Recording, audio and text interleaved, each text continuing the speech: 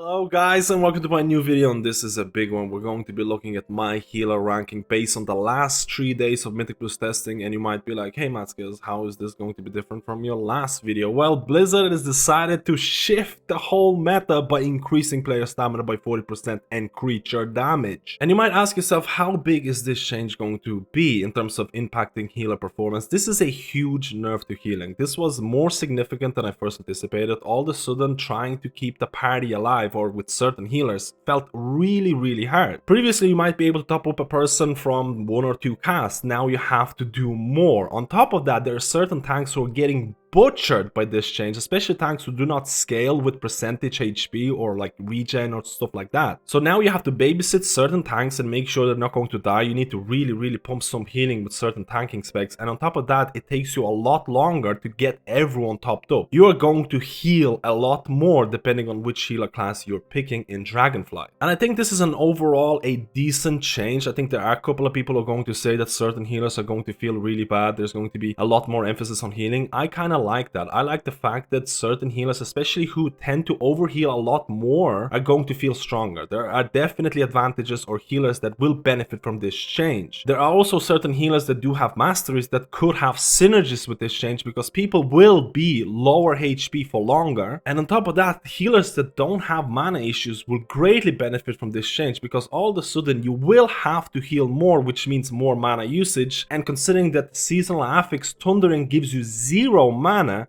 there is going to be definitely a huge benefit to healers who tend to spend less. We have to start with a disclaimer. This is a healer ranking. I'm not looking at perfect play. I'm not looking at super organized groups. I'm not looking at the highest keys in the world. I'm ranking my healers or healers based on my experiences from the last 3 days of Mythic Plus testing. I am looking at how each healer spec can deal with avoidable damage. Healers who can do well in poke situations, and I think this is going to be appropriate for a lot of player base out there, because not everyone has an organized group that they push every single day. So we're looking at healers who are able to respond to avoidable damage and provide burst healing when needed. The ease of play in terms of class is definitely going to factor in this. I am looking at healer DPS and I'm looking at healer utility, but it's not the major defining factor of the class ranking in this case. If you're looking to see a proper Mythic Plus healer meta prediction video, that's going to come down later on when there is less changes happening and there's going to be more information available. And you also have to consider that right after Mythic Plus testing, there has been nerfs and buffs to certain classes. But in order to fully understand these buffs, I have to mention that there has been more changes for Resto Shaman, but they're relatively hard to understand because Blizzard has fixed a bug where Resurgence was incorrectly increasing your DPS. So instead of removing that buff, they're baking it into the spec on top of additional DPS buffs, which again I'm going to try and take into consideration. So let's go and get started with the ranking. And again, keep in mind, this is not looking at proper predictions for best healers in terms of meta, in terms of the highest keys in the world, in terms of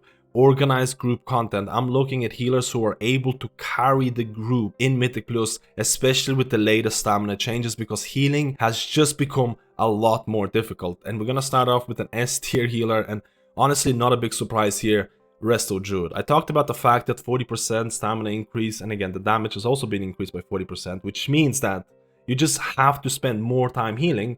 The fact that Resto Druid has always been a healer that could do a lot of overhealing, a lot of that is going to help Resto Druid with the very recent changes to stamina. And for the first time ever, I felt like Resto Druid HOTS or healing over time abilities were reaching their full potential. You are able to let your HOTS like Adaptive Swarm, your Rejuve. I did run the double Life Bloom build where you can run things like Verdancy. Efflorescence is going to be doing a lot of passive healing, and you can just go into your, again, Feral form or your Moonkin form. I actually tried out Moonkin form just for the memes, just to see how much damage it can do. I am not a huge fan of Moonkin form. I'm a big fan of Feral form because I like applying bleeds, I like applying dots, I like applying hots. And the fact that your hots could keep up the whole party for majority of the time felt really good, because again, Resto Druid tends to do a lot of overhealing. With this stamina change, it felt really good. And on top of that, Resto Druid has a really strong burst healing potential with things like Flourish. Let's look at a certain scenario where you need to heal the whole party. You can press Swiftman. Swiftman is going to proc Soul the Forest. You can use Wild Growth, and then you can Flourish Wild Growth. On top of the fact your Wild Growth is also going to be buffed by a 4-set bonus from Resto Druid, and you're looking at really strong burst healing potential with this kind of combo. And this is during situations when the whole party needs healing. A lot of the times, your HOTS are going to be good enough enough to keep the party pretty much full HP. This is talking about the strength of Resto Druid healing. So I did talk about the fact that I tried out Moonkin form, I tried out Feral form. I always prefer Feral form, but I still think the Resto Druid class tree is one of the most restrictive class trees in the game, because if you want to pick up something like Protector of the Pack, which made your Moonfire really strong, like Moonfire was kind of blasting. In order to pick this up, you have to go Feral form. I think Blizzard should approach a similar class design that they did for Evoker, where the same ability or similar ability called Scarlet Adaptation is a lot easier to pick up. So let's summarize Resto Druid. Really strong passive healing through your HOTS, things like Adaptive Swarm, jumping from target to target, things like Efflorescence, depending on which build you run. Very strong passive healing, strong burst healing potential through Flourish, and again, multiple different talents in your tier set and things like that. Good damage depending on which form you're running, but you have to keep in mind the Resto Druid damage is directly impacted by how much damage the party takes. For example, if you decide to go into Feral form and someone takes unexpected or avoidable damage and they're about to die, you have to shift out of your form, you have to start healing, and you're losing DPS. So there is a big caveat to Resto Druid damage. You can blast as Resto Druid, but you need your party to pay attention. You also have good survivability, and on top of that, you have one of the best party buffs in terms of Mark of the Wild outside of Bloodlust. A lot of the groups will want to pick up Mark of the Wild because extra versatility is really impactful in Mythic Plus, especially when Mythic Plus survivability is going to be a big factor in higher keys. Oh, and I forgot to mention, the Resto Druid doesn't really have too many mana issues, which is also impactful considering that Thundering or Season 1 affix is not going to provide any mana, at least at this given point. And now let's go to our second healer, and I had a lot of difficulty deciding on which healer is going to be better, but I don't think there's a lot between them, and that is going to be Preservation Evoker. Preservation Evoker felt really strong. Before we're gonna go into the summary of Evoker, I have to mention that right now, if nothing changes, I think both of these classes are going to be really strong, and probably, let's say for example, right now Dragonflight is released with no changes whatsoever. These two healers are definitely going to be perceived as meta healers and probably used in majority of high Mythic Plus keys. Again, anything can change. But let's say for example, you don't have a Bloodlust in your group, you're gonna pick Preservation Evoker because they do provide Bloodlust. If you do have a Bloodlust in your group and you want to have something like Mark of the Wild, Resto Druid's Mark of the Wild is going to be very significant buff. So this is how I feel the meta is shaping up. These two healers are head and shoulders above everyone else, and which healer is going to be better is going to be dependent on your group's buffs. Keep in mind, anything can still change, and I do think that these two healers are a little bit overpowered right now. So why is Preservation Evoker so strong? Why is it considered to be S tier by me? I actually ran multiple different builds. I tried out different gameplays associated with the class just to see which one felt stronger, which one felt more fun. And I have to say that I honestly didn't even notice the 40% stamina increase. I actually was doing a couple of dungeons and I was asking myself, did they actually change anything? Are the changes live? Because empowered abilities are absolutely insane. Your Spirit Bloom, your Dream Breath, especially if you can use Verdant Embrace, which is going to buff your Dream Breath, it's going to be insane. The fact that you have these two empowered abilities or two healing empowered abilities that do so much healing felt really crazy. When certain other healers have to spam their single target abilities in order to get one person up, you can just press Spirit Bloom or Dream Breath and most of the party is going to be topped up. Really did not feel fair when you compare it to other healers. And then what about the mana constraints? Maybe Evoker has a lot of mana issues and stuff like that. Zero mana issues Evoker, and that is not dependent on the fact if you do take Energy Loop or not. It really doesn't matter. You can't take Energy Loop and all of a sudden the Disintegrate is going to give you some mana back. You don't need it. You're not going to have many or any mana issues as Evoker, which feels insane. You can press every single button in the game as Evoker right now and pretty much sit at 90% of mana throughout the whole dungeon, which is a contrasting situation when you compare it to a bunch of other healers. And then you also have a very simple DPS rotation, and Evoker actually blasts DPS. If you do like healer DPS, you can heal through your DPS with certain talent builds right now. I talked about them in the previous video. I'm not going to cover them right now, but as long as you can aim Fire Breath in the right direction, you're going to be doing a pretty good damage as Evoker at this given point. Let's say there's a situation where everyone takes unexpected AoE damage, everyone's at 50%, and there's going to be continuous AoE damage happening, and you're kind of panicking. What do I do? How can I carry this group? As Evoker, you have three different things. You do have Tip the Scales, which is going to make your next empowered ability instant cast, and you're most likely going to top everyone up. And on top of that, you have Rewind, which is your AoE cooldown that you use in raids. It's very impactful. In Mythic Plus, guess what? It scales. It does more healing when not in a raid group, which the same thing cannot be said for a lot of other healers. And then if you know there's going to be AoE damage happening, you can use talents like Stasis, which is basically build your Convoke the Spirits plus Cloudburst combined into this one talent, which can provide insane burst healing potential if done properly. So honestly, to summarize Evoker, Preservation Evoker right now, really good healing, empowered abilities are absolutely insane. You have really good burst healing potential, probably the strongest burst healing potential in the game right now. You have really good damage with a relatively simple DPS rotation, and then you have zero mana issues. What is there not to like about this class? Oh, and did I mention that the Echo is now an instant cast instead of having a cast time, which means that even during fights where people are spread or range is going to be a problem because Evoker still has range limitations in terms of 30 yards, the fact that you can apply Echoes and spread your healing in an easier way is actually really nice. And now let's go to our other healers, and again, I mentioned throughout this video, and I don't want to harp on about this fact, but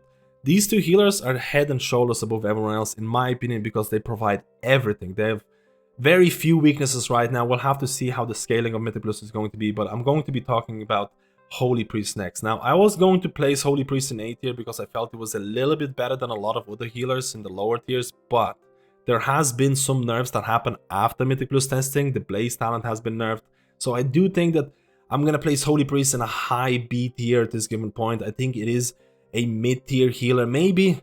How do I say it? If you're a beginner healer looking to pick up a healer that's going to be pretty simple to play, Holy Priest is the one. This video is looking at healers that are easy to play, looking at healers that can provide good healing, that can deal with unexpected or avoidable damage, and I think Holy Priest could be considered A tier in that situation, but we're gonna go for B tier at this given point because of the nerfs, and let's go and talk about the good and the bad things of Holy Priest. So why is Holy Priest falling down in my rankings? Why is this 40% buff or stamina buff is so impactful to Holy Priest performance? First of all, Holy Priest received certain nerfs in the last couple of weeks, and the Blaze nerf, again, the cooldown of Blaze has been increased from 30 seconds to 1 minute. And the Blaze talent is so useful because a lot of the times you can just press it, you can cast your next 3 Holy Fires on different targets, and then you can apply this dot that's going to do a huge amount of your damage. You have to consider Holy Fire is one of your best DPS overall abilities in a dungeon. And this nerf is going to be felt for Holy Priest, but the reason why it's also falling down because you have to heal more. As a Holy Priest, a lot of the times I was running a build with Light Weavers, I was using things like Divine Word, and I would use a very simple rotation of Flash Heal into Heal, and a lot of the times, again, before the buff to Stamina, Flash Heal or Heal would be good enough to really do a substantial amount of players' HP in terms of healing, but now you have to spam this ability a lot more, which leads to less DPS. Or how do I say, you heal more, you have less time to DPS, and with the Blaze nerf, that's no longer going to be as oftenly used. But I still feel that Holy Priest single target healing and the splash healing that you provide with talents like Trail of Light, the fact that Holy Word Serenity is able to reach its full potential with the 40% stamina buff, like Holy Word Serenity was kind of pumping in terms of the healing that it provided. So with Holy Priest, you have strong single target healing that also provides splash healing. You also apply this triage type of healing mentality when you're dealing with AoE situations where you're healing the person that is in the most immediate danger of dying. And this is very easy to play and easy to pick up. So I think Holy Priest is a great beginner healer and he can do really well in Mythic Plus and in raid situations. But you also have to consider that Priest does not have an interrupt. The only healer that does not have interrupt in Dragonflight, it's lacking some of that utility, and I consider this to be the Power Infusion tax, because you have Power Infusion, a really strong external DPS buff that you can give to a DPS class and increase their overall damage in a Mythic Plus dungeon that was really strong in Shadowlands. Because you have this, I felt Blizzard decided it was appropriate to remove a lot of the utility from the Priest class. But regardless of this, I still think Holy Priest is going to do pretty well. I think it is a very good beginner's healer, and I think you can do very well, especially with the fact that you see someone take damage, you heal them. And Light Weaver is a very, how do I say, it's a very much improved version of Flash Concentration. I think a lot of people are going to gravitate toward Holy Priest because of its simplicity. Now let's go to our next healer, and honestly, I really did not want to rank Discipline Priest in this list because it is an unfinished spec. It is one of the healers out there that is receiving some, again, Blizzard said hotfixes, but they're receiving significant talent changes or reworks that are going to impact the gameplay. And again, we saw Evangelism being brought to 3 minutes, then we saw the reversion of this nerf, and then we saw things like Sins of the Many becoming a passive talent that every single Discipline Priest has. And on top of that, we didn't get to test the rework of Harsh Discipline, which went live today, and again, we didn't get to test it in Mythic Plus because it was available in the next build. So it's really hard to put a ranking to Discipline Priest because it is somewhat unfinished. And then you have to consider there is so many different builds that are floating around right now because of these changes. It's hard to decide which is going to be their build for Mythic Plus. But in my ranking, I usually tend to place Holy Priest higher because a lot of the times this is looking at unorganized groups, a lot of avoidable damage. But with perfect play, I would say that Discipline Priest could possibly climb, because if you can play Discipline Priest to a really good extent with a really good group, I think you can do really well. Because we have to consider, and this is a prediction, we're not sure this is going to work out, but what do you think is going to be the first wall that high Mythic Plus pushes are going to hit? Is it going to be the survivability wall or the DPS wall? I have a feeling that there's going to be a lot of the high keys that are going to be ended because you just generally cannot survive certain mechanics. Not because you don't have enough DPS to time the key, but because you're going to have a really hard time surviving certain boss mechanics, especially on a really high tyrannical keys. And this is where I think Discipline Priest might climb. Again, this is a prediction, but the fact that Discipline Priest absorbs are really strong, especially with Rapture, you can pretty much bypass certain trash or boss mechanics. But there is a caveat to this change. Power Word Shield has a cooldown, it can be lowered with certain talents and things like that, but if you do tend to use Rapture on cooldown, it has a hefty mana cost and you will have mana issues. So you have to be smart about playing Discipline Priest. I do think the Rapture is going to provide you with some breathing room when you need to catch up. For example, let's say you got caught off guard and there was a big AoE damage happening, there's going to be more damage happening in the next couple of seconds. Let's say you apply Rapture to everyone, you apply shields to everyone, you're giving yourself some breathing room so you can go back to your DPS rotation and let your atonements do the healing. If you did not have this kind of breathing room available to you through shields, I think Discipline Priest would actually suffer a lot. So I would consider this whole section of Discipline Priest as under construction. There's still a lot of things that are being changed. There's still going to be a lot of different talent builds emerging and things like that, and we'll have to see where the Mythic Plus meta is going to be heading in terms of survivability versus the damage requirements. And now let's go to our next healer, and that is going to be Holy Paladin. I'm gonna place him in the B tier. In my eyes, in terms of Mythic Plus testing, Holy Paladin is always going to be a melee healer, because guess what? You interrupt this melee. The fact that Crusader Strike generates holy power requires you to be in melee, and applying things like consecration is a lot easier when you're around enemy mobs. I am always going to refer to Holy Paladin as a melee healer in Mythic Plus, and I did test out multiple builds that were to do with melee. I definitely felt that Holy Paladin felt the stamina change, because all of a sudden a lot of your healing abilities or holy power healing abilities, you would need to spend more holy power to heal the party, and because of that you would spend less time DPSing. I tried out multiple different builds for Holy Paladin. I tried running Avenging Crusader, I tried running Avenging Rat, I tried running somewhat unorthodox build with things like Breaking Dawn and Unending Light, where I would cast Light of Dawn and it would be easier to hit everyone with Light of Dawn, and then I would have an empowered World of Glory to provide more single target healing. And honestly, I don't know if it's like a pseudo effect or something, but it felt pretty decent in certain AoE situations. But I'm not saying this is going to be the way to go. This is definitely one of the more unorthodox builds that I tried out, but I'm just trying to showcase that I did try different options in order to increase the HPS, increase DPS, try the different play styles and things like that. So I honestly felt that Holy Paladin healing was decent, Holy Paladin damage was pretty good. I felt that there are certain situations where Holy Paladin utility is going to be really strong. The fact that you have immunity could be very impactful in certain dungeons, but in my eyes Holy Paladin kind of screams mid-tier healer right now. It's not the best, it's not the worst, it does have certain niche situations, but there are some issues, especially mana consumption in Mythic Plus. It sounds really weird to say, but using your relatively default rotation as a melee Holy Paladin, casting your Holy Shock on cooldown, using Crusader Strikes and things like that, you will go or have mana issues very early in a dungeon, and it feels really or extremely punishing. And this is not something new. This is an issue that you had for a lot of expansions. Blizzard has always had issues with balancing mana consumption for Holy Paladin. It's either they have zero mana issues or they have a lot of mana issues by following the default rotation, which feels extremely punishing, because what are you going to do? Not cast Holy Shock, not cast Crusader Strikes. When you compare it to something like a Discipline Priest, who does have mana issues if you keep casting Rapture and cooldown, if you keep casting shields on everyone all of the time, you are going to be like, okay, I need to take it easy, I need to cast something else. For Holy Paladin, you have these issues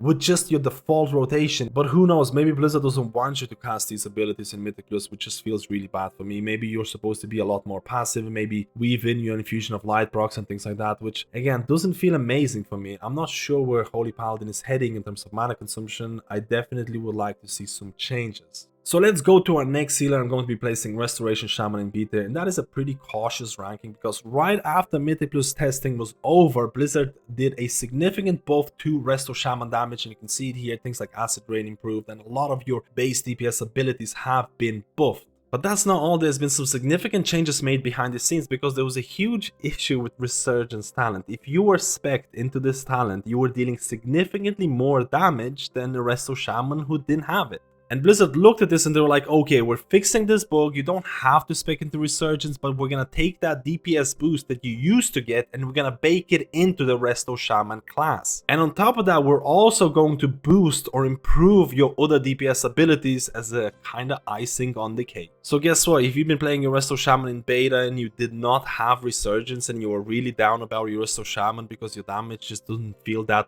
good, the next time you're going to log into beta, you're going to have a significant boost to your Resto Shaman DPS, and that is only a good thing. So a lot of the people were really down on Resto Shaman in terms of their performance in Mythic Plus. I honestly had a decent time with Resto Shaman even before the damage buffs. I do think that the damage increase is very much warranted, and I'm looking forward to test Resto Shaman next week with the buffs to see what is the overall DPS potential. Yet again, I ran multiple different builds for Restoration Shaman. I was running Cloudburst for a lot of these Mythic Plus dungeons. Then I also tried out Healing Stream Totem and I was pleasantly surprised by the overall healing of Healing Stream. I was using both Cloudburst Totem and Healing Stream Totem when running these builds on cooldown, and I was trying to see what the overall healing is going to look like. You have to consider that because the stamina has been increased, a lot of the times if you do tend to do a lot of overhealing, that might be diminished by the stamina buff. And I was surprised by the fact that Healing Stream was outperforming Cloudburst in a lot of situations, but it does not mean that Healing Stream is the way to go, because let's say you're approaching a situation, 1 or 2 bosses in a Mythic Plus dungeon where you need really high burst healing potential, it is always going to be better to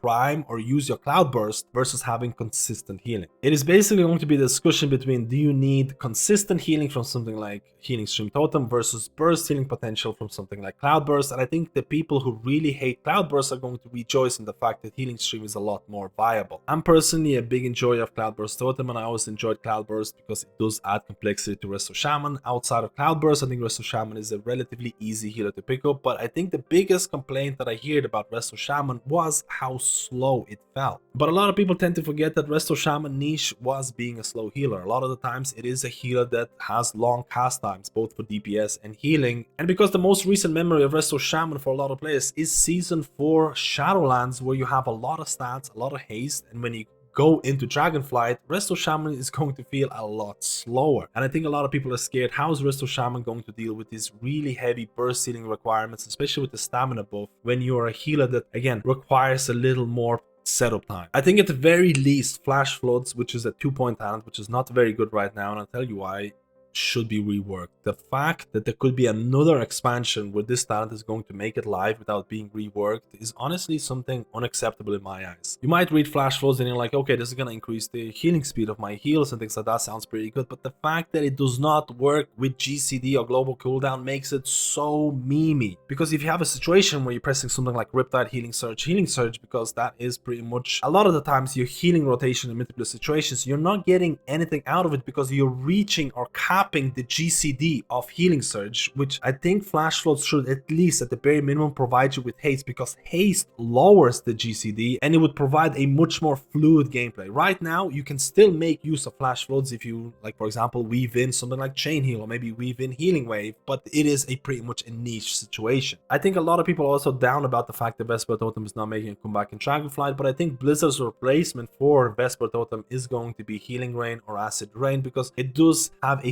similar gameplay associated with it. You place it down beside the mobs, it's gonna heal and DPS at the same time. And I did hear a lot of complaints about the Earth Elemental or the lack of Earthquake Legendary in Dragonflight. You don't have this burst DPS potential anymore, but I do ask or want to know your opinion. Do you really miss healing this Guardian? It's not even a pet. Healing this Guardian who has its mind of its own in terms of taunting every single thing and having to heal this guy to prevent it from dying. Is that really good gameplay in terms of providing you with the most enjoyment in Mythic Plus? I don't actually miss Earth Elemental. I miss the damage of Earth Elemental with Earthquake, but I don't miss the gameplay at all, and I hope Blizzard is going to find a way to compensate for that. So I do think there are a couple of grievances for Resto Shaman, like we did talk about Vesper Totem, we talked about Earth Elemental, the fact that You do have interrupt as Resto Shaman, but so does everyone else except for Priest, means that your utility is somewhat devalued. I still think Resto Shaman is a really fun healer, and I think it would be way more fun if certain talents like Flash Floods would actually be done in a proper way. I think a lot of Resto Shamans are still waiting for some HPS buffs. I'm waiting for more talent changes or rebuilds that I talked about, and I think Resto Shaman could be in a decent spot depending if you like the gameplay of the slower Shaman. And now finish off our ranking with the last healer, and that's going to be,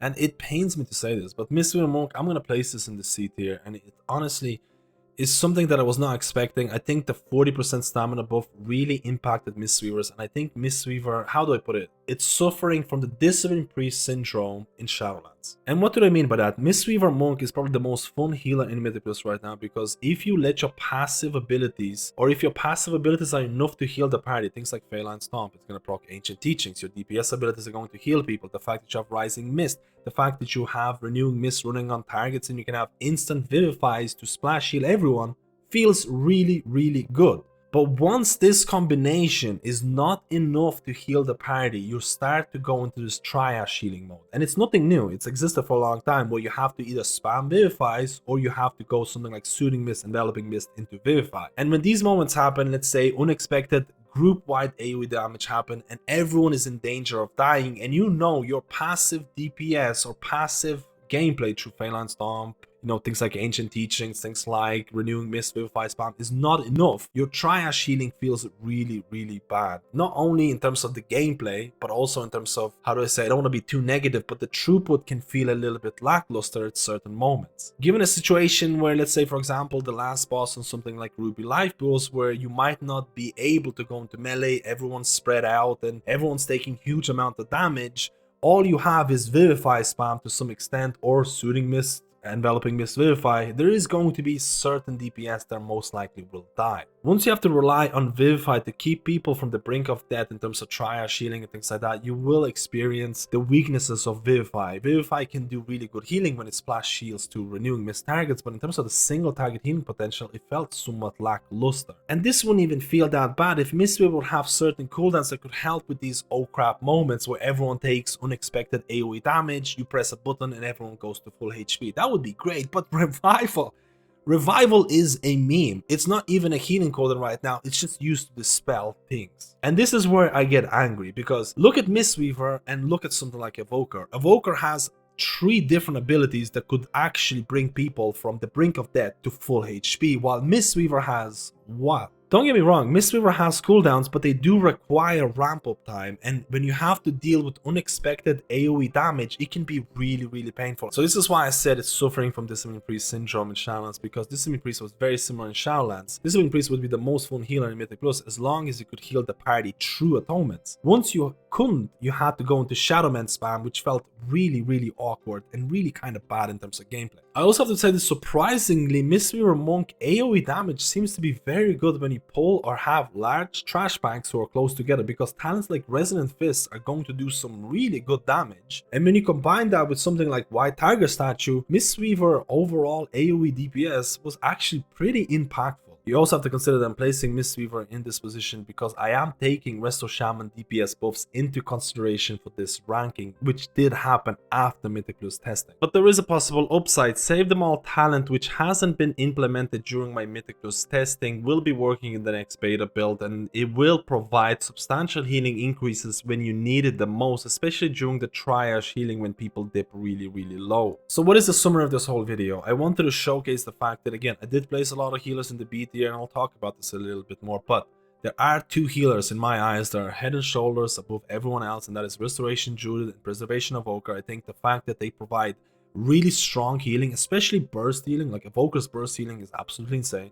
I think Resto Druid's burst healing potential with Flourish and your Foresight bonus, Soul of the Forest, Swift Mend, all of those things is still very, very decent, and the fact that you can let your HOTS do the work and then go into your Feral form or Moonkin form and do damage feels pretty... It feels really nice. I think Restoration Druid with Feral form, with HOTS, with Adaptive Swarm is one of the most fun healers, because you're applying bleeds, you're applying dots, you're letting your HOTS do the work. And honestly, this is what Resto Druid should have always felt like, where you don't do as much overhealing because everyone's HP is a lot bigger. I honestly feel that the stamina buff was almost aimed at Resto Druid to some extent.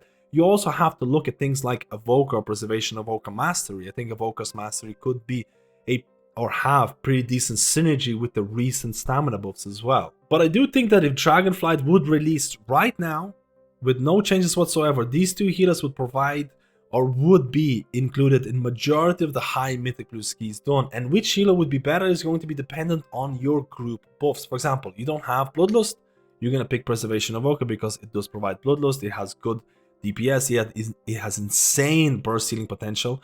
If you do have Bloodlust in your party and you don't have a Druid, you might pick a Resto Druid because Mark of the Wild is another insane groove buff because versatility is so strong in Mythic Plus.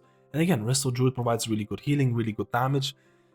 It just feels unfair when you play these two healers because every other healer has some sort of weaknesses and these two don't, in my opinion. Again, this ranking is looking at unorganized content. It's looking at ease of play in terms of healers. I do think that Holy Priest could easily be in an A tier, and I initially was going to place Holy Priest in A tier because it is a very easy healer to play. It provides a lot of single target potential, a lot of splash healing potential. Your Holy Word Serenity feels really, really strong.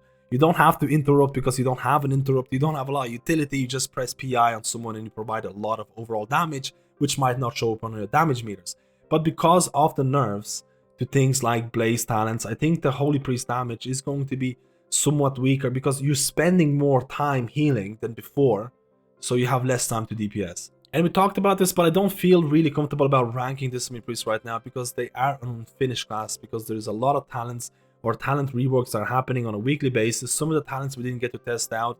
People are still figuring out the best builds, but there is something to be said about future predictions, because I do think there's going to be a survivability wall that's going to be hit in really high keys. We're having absorbs, a really powerful absorbs could potentially be really strong, but it requires someone who knows how to play Discipline Priest properly with an organized group. And again, a lot of the people who are doing poke situations, that's not going to work for them. But I'm not going to talk about that. That's too much of predictions right now because there's a lot of things changing for Discipline Priest. We talked about Holy Paladin, we talked about Resto Shaman. Holy Paladin mana issues feel really, really weird. I think it needs to be addressed, or maybe Blizzard knows about these mana issues and they don't want you to play this melee build or be very passive in terms of how many abilities you're using. I don't know. I honestly don't know. And Resto Shaman, honestly, I'm very kind of cautious with the balancing because they did get a hefty DPS buff. I'm not sure what the overall DPS is going to look like right now, but they definitely need something or help with casting speeds. And I think Flash Floods, I swear, if there's going to be another expansion where Flash Floods is going to make it live to the current version where it doesn't affect GCDs, I think Blizzard is memeing with this. It's such a clear change. Make Flash Floods work with GCDs or do something about this, because right now it just feels really weird. And honestly, Mistweaver, we talked about it, but it's one of those healers where it can be the most fun healer, but when shit hits the fan and you have to start doing triage healing, when you have to start using Vivify, you're kind of exposed. You're exposed at the weaknesses of Mistweaver in terms of the triage healing. And again, maybe it's just me, but I honestly felt like a lot of, for example, we talked about it. We talked about Evoker. The fact that Evoker can bring everyone from the brink of death to full HP with a single button click doesn't bode well for Mistweaver, who probably has to cast so many different Vivifies and things like that to keep a single person alive. That's something to consider. And again, guys, I apologize for the insanely long video. I just can't stop talking about healers. Keep in mind that there is a very high likelihood chance of this tier list or ranking to change, because I think Blizzard is experimenting with how healing feels after this huge 40% stamina buff. So keep that in mind, guys. Let me know how you feel about my ranking. If you like the content, like and subscribe, and I'll see you in my next video.